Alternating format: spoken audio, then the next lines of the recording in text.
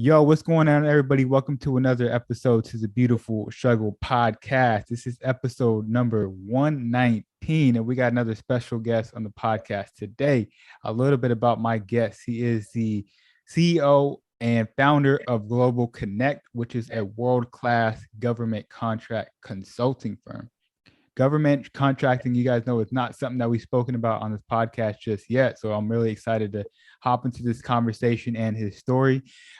His company provides professional assistance and help to small business owners looking to win government contracts. He also provides a lot of other educational tools on his social media account and his website as well. Welcome to the podcast, Hamza Sabree. How are you doing? Man, I'm doing great. Thank you for having me. And it's just a blessing to be here and get exposure to share the awareness, spreading awareness of government contracting. Yes, sir. Yes, sir. Yeah, man. How's everything going with you? How you been? Yeah. Yeah, man, everything's been great. We just been over here just doing the small steps towards the big Yeah, goal every day, which is very important for in sure. entrepreneurial and just obtaining and reaching new heights and goals. It's just about doing those small steps. So we just been having our sleeves rolled up, man, during this Yeah. year and Putting just that really work in. laying out the groundwork. Yes. Yeah, for sure, for sure. Like I said, we'll get into government contracting a little later. Would love to know a little bit about your story, but before we jump into that, man, I seen on Instagram recently you just decided to unfollow everybody off social, man. I'm curious, what was the move behind that? What was the thought process behind that? I think I have an idea, but I'd love to hear your perspective on that.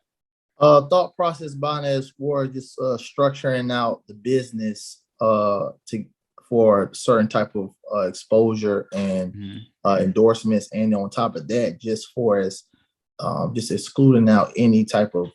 distractions, getting those Yeah. things out of the way, so you can just focus on you until the focus is on you. Yeah. Yeah. So Yeah. that's one of the well, a few of the reasons why, and I just wanted to just tap in and just focus, not deal with any distractions, and also from a marketing strategic Mhm. standpoint of going to be highlighting. Most people, look at, okay, well, if someone is following less than 10 people, they normally want to see who those 10 people are. Mhm. So it's more of like uh, building Yeah. out the company. So the people that you're seeing following now have to do with the community and being successful and into our mentorships, trainings, and programs within contracting. Yeah, I love that. I love that. A lot of people are So realizing, everyone that I will be following, I didn't mean to cut you off, but everyone no, that I you will good. be following from here on out, they're going to be they are 6-figure, 7-figure earners in government contracting. Mm, interesting. Very interesting. Yeah, I know one of them followers. I think a lot of us know one of them followers, but very interesting, man. That's dope. A lot of people are realizing how distracting social media is, man, and how much time it takes from us, right?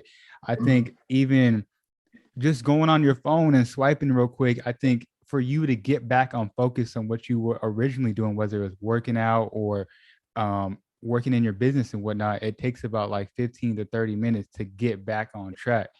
So Right, imagine you constantly doing that, constantly getting distracted by whatever on social right. media. Man, that adds up. It takes a lot of your time. Yeah, it's all about time management and productivity in the time that you are actually working. So Yeah. you can work 8 hours in a day, but how much work did you get done in those 8 hours is key. Mm, You know what I mean? yeah. So out of those 8 hours, you was working technically. It could have been hours of 1 hour away from Hmm. doing work that you need to do to getting caught up on social media or distracted or anything like that. So I think that the most important thing is like to maximize the most time, maximize your time all the way out. So if I spend an hour a day, I want to focus and lock in an hour a Yeah. day, phones off, everything. I can get a lot of work more done faster, Hmm. that way than to be working, 40 hours, 80 hours a week. Is about mastering Yeah. the time that you use to work and actually work. And that's how you be productive. Yeah, I love that because sometimes what I do is if I know I need to knock something out in a timely manner, I'll Mm-hmm. put the time clock on my phone. I'll set it like, okay, you got an hour and it's going Right. down to knock it out. And if I find myself getting distracted, I just look at the clock and it's like, okay, no. get back on track. So All right. what does being productive, what does that look like to you? I know you said you turn off the phones and whatnot. Are you putting stuff on airplane mode? Are Yeah. you working like in blocks of an hour, 2 hours? What does that look like for you? Yeah. So, my day's going to start about 4:30 a.m. and everything's going to get kicked off about 5:30. From there on, from there till about 1 p.m., that's when I done made the most of my day. I made the most of my work. After Mm-hmm. 1 p.m., I'm pretty much done working, me Mm-hmm. physically actually working. So the Mm-hmm. more of I got a short, I get up early, I start my day early. I like that. It gives me a competitive advantage and it gives me just an advantage on everything to use the most of my time. And Mm-hmm. most of real business get done between 7:30 and 11:30 a.m. Mm-hmm. For sure. you know, Okay. That's what's by up. lunchtime, we're trying to figure out how to spend the money that we made. Yeah, I heard that. That's what's up for sure. But yeah, man, talk to me about your background and you growing up. Something that we love to talk about on the Beautiful Struggle is like your struggles, what you went through, and how you got to where you're at in life as an entrepreneur. Yeah, so my whole life has been based around entrepreneurship. Mm, Fortunately, to be coming from a strong, good community that focused on business acumen, business development, personal development, and things of that nature. Um, but as it's been motivated throughout my culture and how I was raised and brought up, nothing around but entrepreneurs. My mother and father was entrepreneurs, movers and shakers, and then mm, around my community that I was raised, nothing but entrepreneurs and different businessmen from all walks of life. So I kind of like just gravitated towards this business naturally, and always had different type of businesses and hustles going mm, on as a kid. But when I really start really taking business serious around 16, when I was able to open up my own clothing store, I mm. was well, I was in the 10th grade, 11th grade. I'm still in high school, and that's when I really took business serious, like having a brick and mortar building and making transactions. And I Oh, said, you had a building. yeah. Oh, hmm wow. That's what's up. And I wanted to like really see how far I can take whatever idea I had in my head and bring it to fruition. And that's what Mm, I just love about business itself, is the process of it. Like I tell people all the time, I enjoy the process way more than the proceeds. yeah, for sure, for sure. So you say you grew up around a lot of entrepreneurs. Was it ever a thought process in your head like, yo, one day I'm gonna get a job or one day I'm gonna go to school, or it was always like, no, I'm gonna have my own business. I'm gonna be my own boss. It was always, I was just going to do for self. That was Okay. it. Like I was going to be someone that's going to be able to provide for Hmm. myself, Yeah. and Yeah. and I can make my own income, and I can make my own salary. I can make my own dreams come true. I've always been a firm believer. Anything I believe in, I can make it happen. Yeah. And talk to us about your transition into government contracting. Where did that come from? Because as you know, in our community, that's not something that's spoken about. We don't, many of us don't know anybody that's in that industry. So what made you, what I'm saying, go down that lane? So what happened? Well, maybe getting down to that lane. I started out in 2014, looking for an opportunity to like, do something challenging and do something that was interested me, and that was construction. I was amused by how demolition, how you Mm, know the bobcats, and they use the bulldozer stuff to knock down buildings and stuff. This stuff, like it was like grown kids playing on in big chunk of toys. yeah. Yeah. Always been amazed by it, and I wanted to get into it. So I saw an opportunity to work with this small minority-owned demolition construction company that focused more on demolition, asbestos abatement, mold remediation, layer removal, things of that nature. And I applied for the job, and I didn't know anything about project management or construction at the time, but I just, Hmm. everybody, yeah, at that point in time, you make your resume look like a certain way, Right. so Right. you can land that interview opportunity, and I landed the opportunity, and I got hired. And um, the interesting part was the owner of the company told me that we do 100% of our business with the government. Mm, So you're going to need to learn the federal acquisition regulation. It was like 2,038 pages stacked on the desk.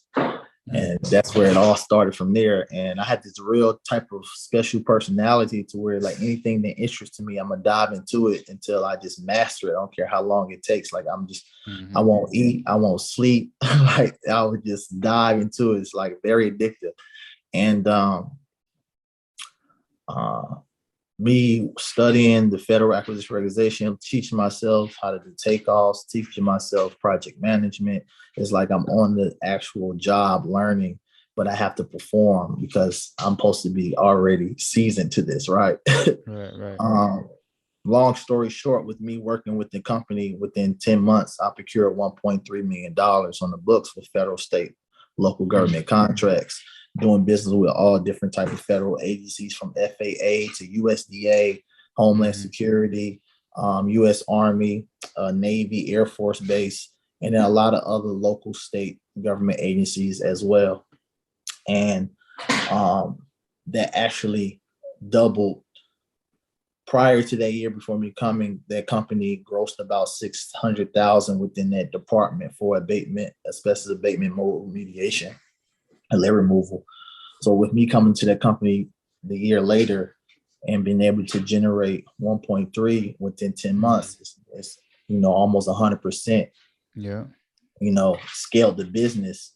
So the owner of the company is like, okay, what are you doing? Yeah. So I got proposed to take in 3 to 4 more people and build out a business development department within the company and training them my unorthodox ways of securing these contracts and doing business with the government. And that's when it hit me where I found the skill set that I have that you don't go to school for, and you don't get certain type of training. It's like it comes from experience. And then I started using that skill set to freelance for other businesses as securing government contracts for them. And then they pay me a percentage of the contract value. And that's where, the consulting side of the business started from. Gathered all along the way. 2016 is when I actually won my first government contract for myself. But prior to that, I was procuring contracts for different types of businesses. Yes. Okay. Wow. So for the folks out there that don't understand what government contracting is, can you break it down real simple for them out there? What that looks like? How do you get paid? And Yeah. So for government contracting, the way it works, the government is the world's largest purchaser. They're the world's largest customer. Why? Because they spend over $7-8 trillion a year. And this is all mandated by federal law. So they have to spend 23% of that budget every year. So the government buys everything you can speak of, everything you can think of, from tissue, paper towels, to electronics, to phones, to services, janitorial cleaning, landscaping, computers, every service, every product you can think of, the government spends money on, right? And they have to spend money every year, but the minimum is 23% with small businesses. And they have to spend this money in this time frame of October to October. All right, that's the fiscal year for the government. They purchase all services and products, and they put out these type of contract opportunities or solicitations as a public for small businesses that are qualified and registered to compete for the work. And it's a way that you can actually scale your business or start your business around it, generate more money, and you never have to worry about the government not spending money or a customer not spending money. It's like essentially you're doing business with someone that has to do business with you. Interesting. So, so you're basically saying like, look, the business got a budget they got to spend, and they have to allocate. You said 20% or 23? 23% to small business owners. So I have to go do business with X, Y, and Z.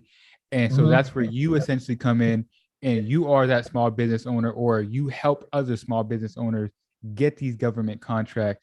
Now, walk me through how people can win these bids. Like, what does that process look like? When we think of bid, we're thinking of like you putting up money to, get something. Right. So a bid means, on the Black Laws Dictionary, you look up word bid means a quote, price, or remittance type. So you're aggregating a price when you're bidding. It's not Mhm. a bid war Right. or auction type of thing. This is Got a you. bid is more of you submitting in a price. That's what, so it's your quote.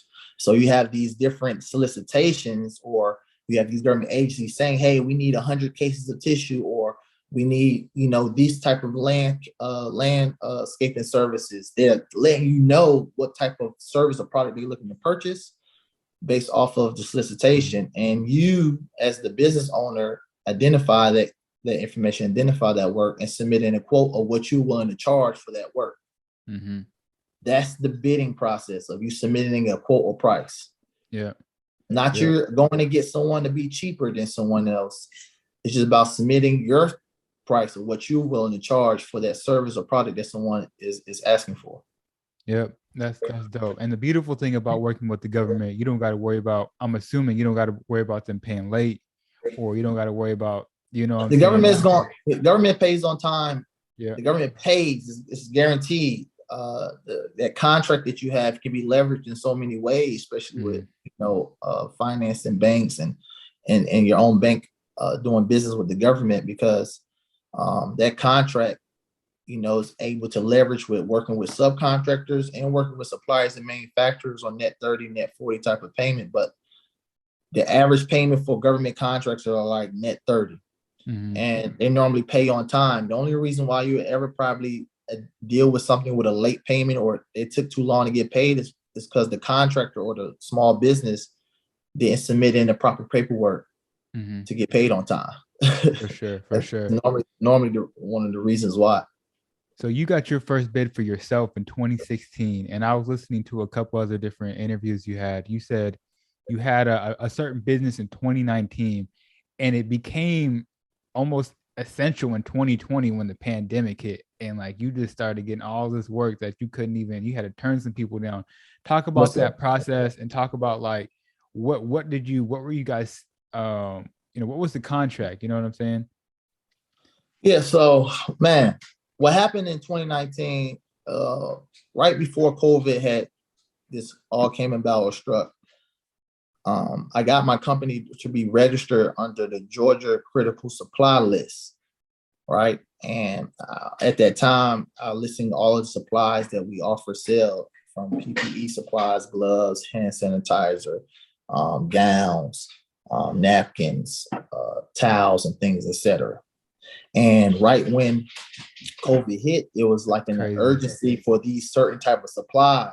That's crazy. So I had all of the hospitals out of Georgia contacting to me directly. So I'm not bidding on anything because they already pulling my name from this critical supply because it's like an emergency now.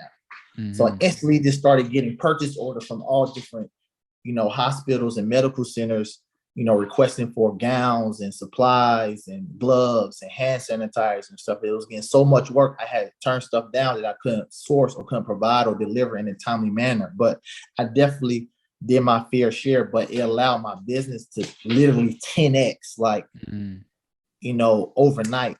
And it was just managing that whole process, and really took government contracting for me like to another level. And now it's just like we're just scaling up appropriately, but it's like the way that we have this formula working, it's like we able to create success not just for ourselves but for other students or for other clients, and that's the dope part about it. Yeah, I love that. I want to transition a little bit and talk about your mindset, the ability to focus on one thing, focus on one thing and make it work. For as long as I've been following you, you've always been known for government contracting, and I haven't seen you post anything outside of that, right? And the world we live in is crypto stocks, so many different ways to make money, people jumping around like bunny rabbits trying to chase the next thing. Talk about that ability, and I'm sure maybe you're invested in crypto or real estate, I don't know, but talk about that ability to focus on just one thing, even when the times is good, even when the times is hard, the ability is to focus on one. When I think of it like that, it's like at a point in time, it's like you have to identify like the best way for something to happen, you have to put 100% into it. I couldn't just put 100% into 5 different things. So I had to lock down on one thing and do it very well to it make sense, to where now when it comes to diversifying or it comes to like getting into other investments and stuff like that, I only do it within the actual industry or niche that I'm in. So I create more streams of income within the actual industry I am, instead of going from different industries to create different streams. Does that make sense? Yeah. So I focus on one thing. That was my main. I have to focus on government contracting. Or if I put my efforts in somewhere else, it's more like a reset, and I'm wasting the information and knowledge and skills that I have of something that actually can build something by just trying to grab for anything that's out here that's going to make $1. So I never was controlled by money, because I knew that the process to anything is the end result is money. It makes sense. So that's why I say I enjoy the process way more than the proceeds, because it's in the process, it's in the steps, it's in the procedures, is how you get to the end result, which is the money, right? In any type of business format or any type of goal period, you want to get to the end goal, you have to focus on the process of things, and everything has a process. So I put all of my energy into mastering this, which is procurement, proposals, doing business with the world's largest purchaser. Then from mastering that, it was like, okay, now I need to duplicate myself.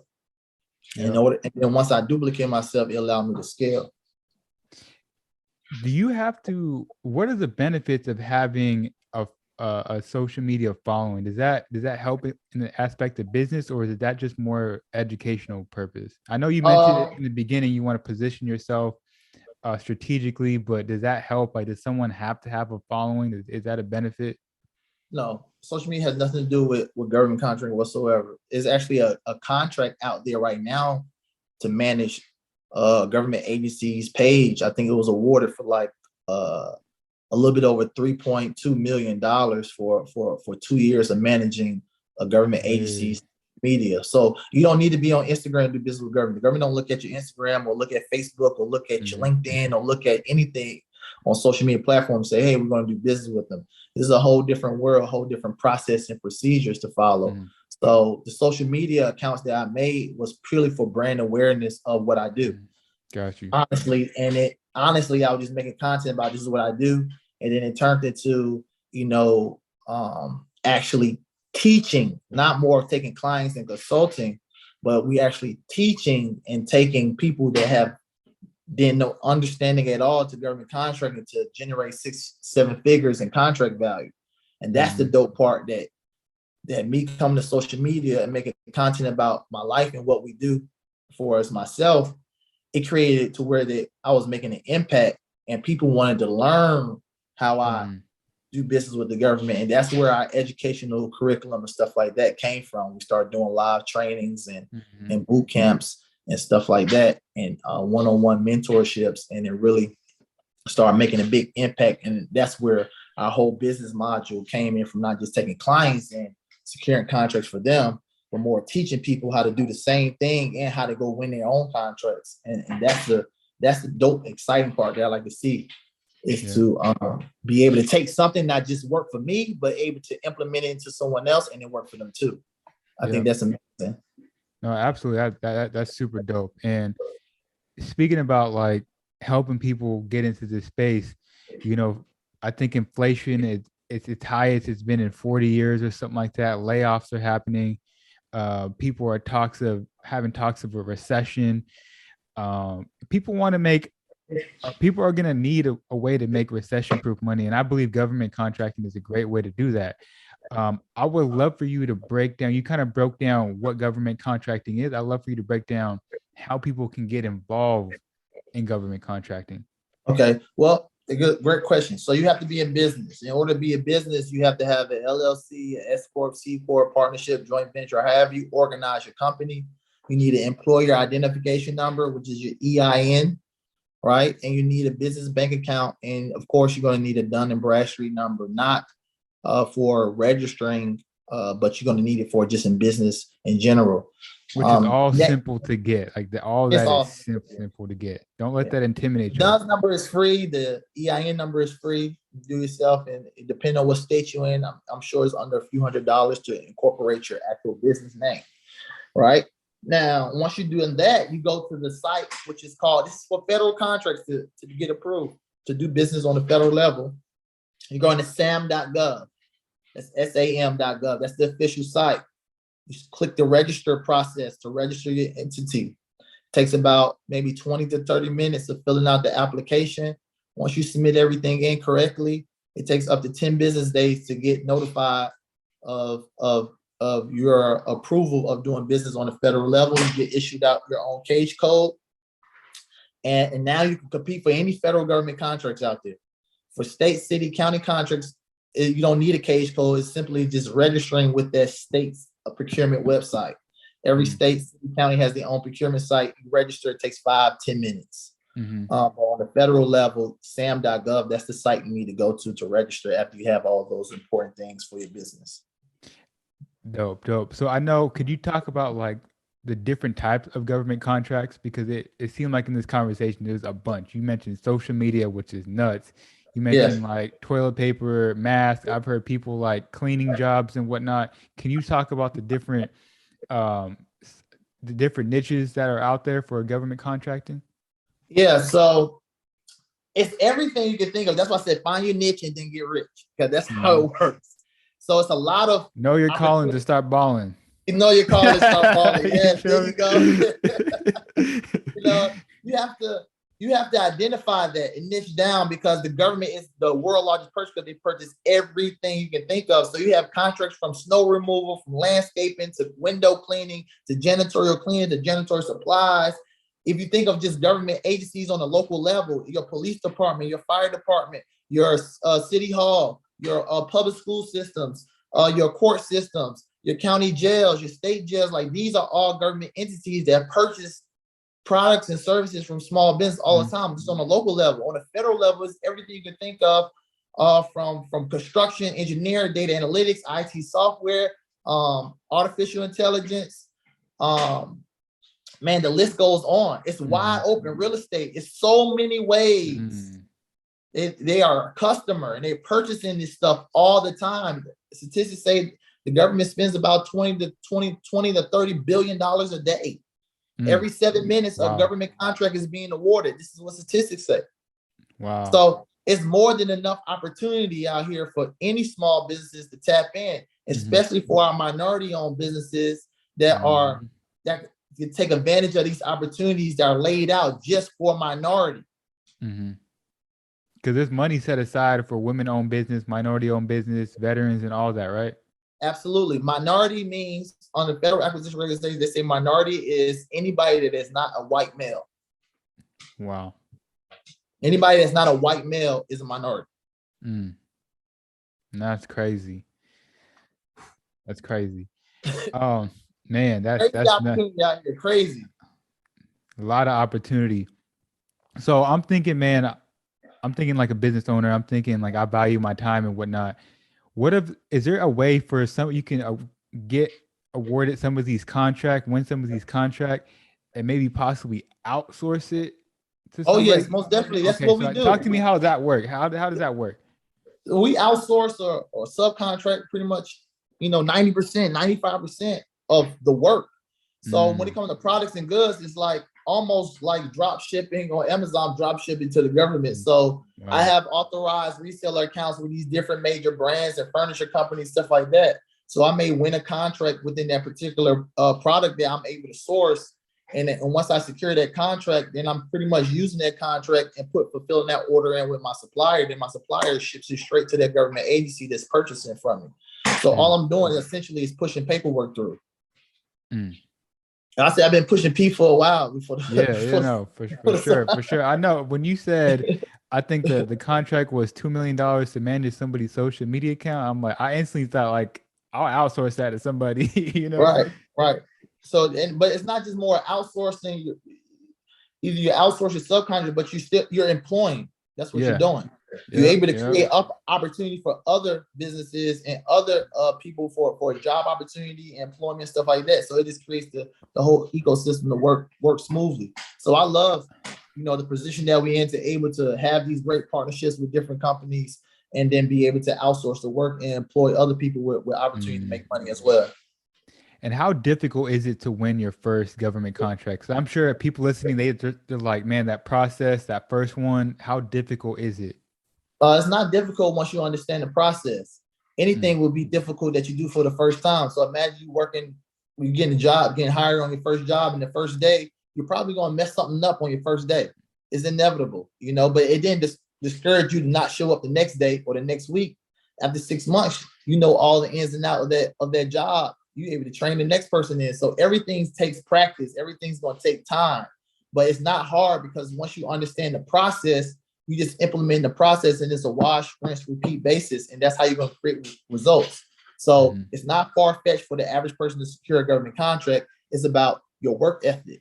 And like I always say, you can't complain about the results that you're not getting from the work that you're not putting in, because it won't work that way.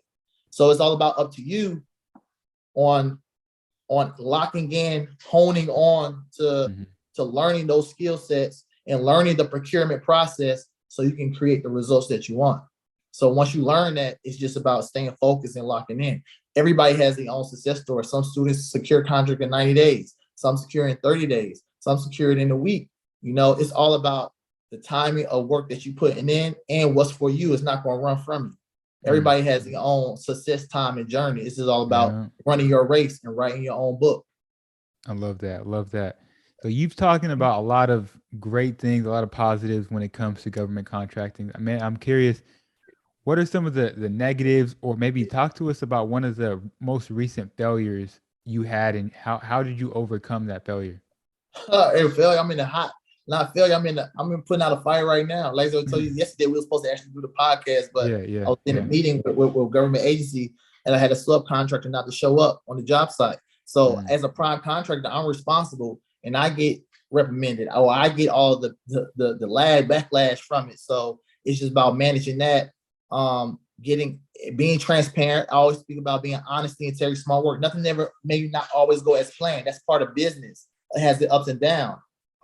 So I'm in a situation right now to look at getting another subcontractor to fulfill a subcontractor that just stopped showing up. I can't, be too much focusing on the subcontractor not showing up. It's more, I gotta rectify the situation immediately.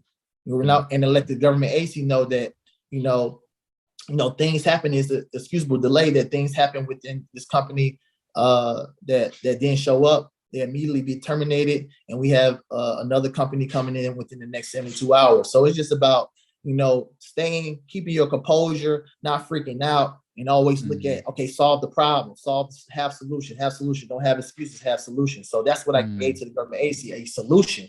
Here's the problem, here's the solution, and let's keep pushing forward. Literally, this is what's going on right now. I love that. So for the folks out there listening, they probably interested, how could you help them get started? I know you mentioned some things before. Obviously there's tons of resources online, but how specifically does your company help people in this process? So we have some educational programs, and all of our programs are live trainings, virtual or they're in person. And we cultivated that boutique style of training to be able to really be hands-on with our actual students, with the people that wanted to learn. And there are 5-day curriculums, and we have a 3-day curriculum. So it's very digestible for you to learn the step-by-step process to securing a government contract. That's what we have, the 5-day boot camp to government contracting. Then we have the 3-day GovCon broker course. Like I said, I love doing those trainings. You have to qualify for most of our trainings and our programs. We want to make sure that you are ready and prepared to actually hone onto the information, not sit on it, because one thing is to get the information, but it's the implementation. That's how it turns into a compensation. So, we want to do all three. Start off with the first of the two, so it's getting the information, but it's most definitely implementing it. And that's what we teach in our curriculum, is how to implement the information. So once you got all the information, you're ready to rock and roll. and start securing some government contracts. And you're still going to learn along the way. You're never going to learn everything up under the sun in one curriculum, one course, especially when it comes to business. Business is an experienced thing. Things change. You got to know how to roll with the punches that's thrown at you. So it's about getting started, knowing the process, get started, and then fixing things along the way. Because nothing's never going to be perfect. You're never going to have all your T's crossed and I's dotted and be perfect. You know what's better than perfect? Done. You got to do it. You got some, that's real game right there. That's real life advice right there. I appreciate that for sure. To transition a little bit, we can start wrapping this thing up pretty soon. Something we're both passionate about is learning. Something I heard you always talking about learning, how you always want to, you talk about mastery in the beginning of this conversation. What's the next thing that you're educating yourself on or trying to master? Is it still government contracting? Is there something else you want to add to the business? What's next? What's the next thing you're trying to master? It could be anything. It don't even got to be business related. Teaching. Yeah. That's what I want to master. It's a talent that I have. This is how I gauged everything to me. Based off of me teaching, if no one was creating results, then I sucked as a teacher. I probably would not do it. But I've seen it's creating results from my teaching style, the way I educate, to where I want to perfect it.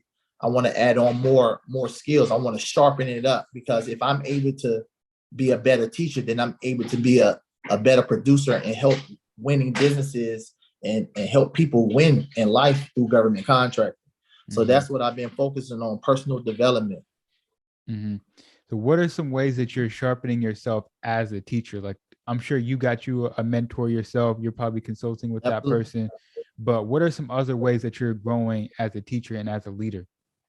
Other ways I'm growing as a teacher is patience, delivery, and learning styles, understanding how people learn, psychology of people learning and different learning students, and knowing how to be able to deliver and articulate to that particular individual or that particular learning style.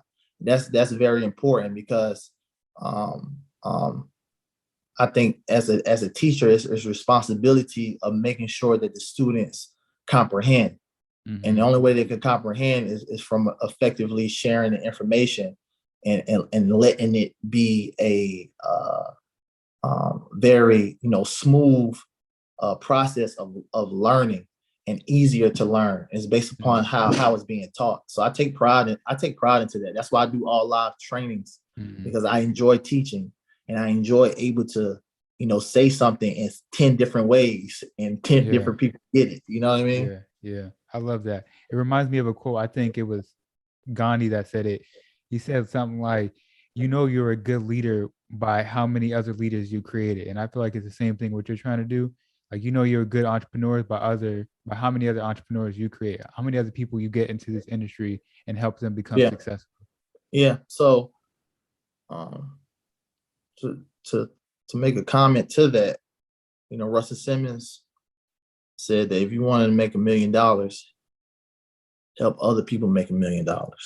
So see how many people you can impact, see how many people you can help grow. And that comes back 10 times fold. And that's our business model, is when you grow, we grow. That's our slogan. When you grow, we grow. So when we help you grow your business, we automatically grow in our business at the same time. So our business is based around, helping businesses, helping people. I love that. Like I said, we can start wrapping this thing up, man. I appreciate you jumping on the Beautiful Struggle podcast. Before I always have my guests leave the podcast, I always ask them to leave the audience for one last gem, one last piece of advice. So what could you tell the audience out there? And we can end it on that note. Well, you said it yourself, it's the Beautiful Struggle podcast. So treat life as a beautiful struggle, right? And what I mean by that is that we all going to go through challenges. We all going to go through difficulties. We always going to be over obstacles.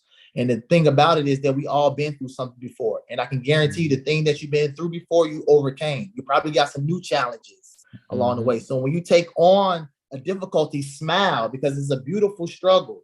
Because we know that surely with every difficulty comes ease, right? Surely with every difficulty comes ease. When you're going through a difficulty, ease is on its way.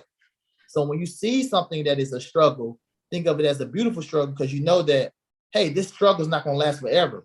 I'm not going to just, sit in it. I'm going to go through it. You get through it by doing the small steps towards the big goal every day. So have that perspective to see a challenge and always smile. See something that's of a difficulty, see something in your life that you're going through, because God is pretty much essentially exposing you to how resilient you are or how strong you can possibly be. So don't never think of a struggle or a difficulty as something negative. Think of it as something positive and get through it. And you learn from that and you build yourself up more and you become stronger and greater and you keep pursuing. Never stop, never quit. I love that. And if I can add on to that, man, if you're here today, if you're listening to this podcast, you are privileged enough to overcome 100% of the challenges and the struggles that you have been through. You've overcome them. You're still here today. You're not dead. You're listening to this podcast. It's an opportunity. It's a piece of information that can change your life if you take action on it, whether it's you hit up Global Connect or you do your own research, whatever it may have you. This is some information that can change your life. I know I definitely want to tap in with you for sure, man. Once again, I appreciate you jumping on the podcast. Where can people find you? Yeah. Where can people find you and social media handles? I know you have a YouTube account. Yes, follow us on YouTube, Global Connects. Check out our documentary. Got a season 1 documentary, season 2 coming soon. Life of a Government Contractor. Also, you follow me on Instagram, Global Leader _. We on LinkedIn, Global Connects. On Twitter, Global Connects _ and follow us. I'm always dropping content, always sharing gems within government contracting on our different social media pages. Boom. I love it. With that being said, it's your boy Chris. I'll catch you guys next week. Peace.